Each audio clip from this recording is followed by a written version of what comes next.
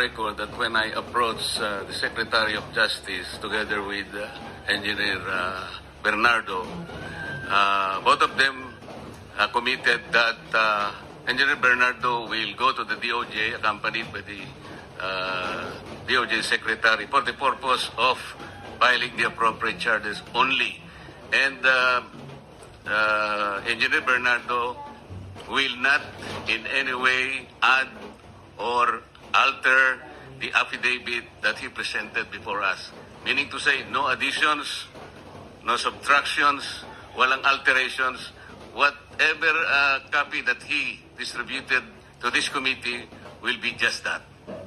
That is correct. Thank you, Mr. Chair. Recorded naman po, nasa transcript, nasa YouTube, nasaan pa? Yes, sir. Kaya po, kung mag-alter siya, he will be liable for perjury. Hindi po, no supplement, no nothing. Kasi No, po yung hindi- iba, pagdating dito, nagsusupplement. Ang sabi niya, wala na po ako idadagdag. Yun lang po.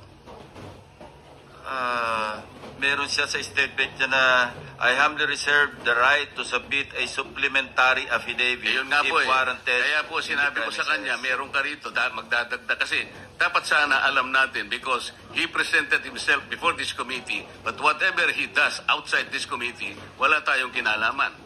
Hindi na po natin nalalaman kung ano mangyayari. I mean, for purposes of transparency, Mr. President, You're saying Mr. Chair, that just kaya in po case... pumapayag na kami na dahil paano yung supplemental, hindi na po natin malalaman. There will be no guidelines. Ito rin po yung supplemental. Yung supplemental. Hindi nga po natin malalaman eh. We will not be guided. Ano ba sasabihin niya? Why not before? Hearing is suspended.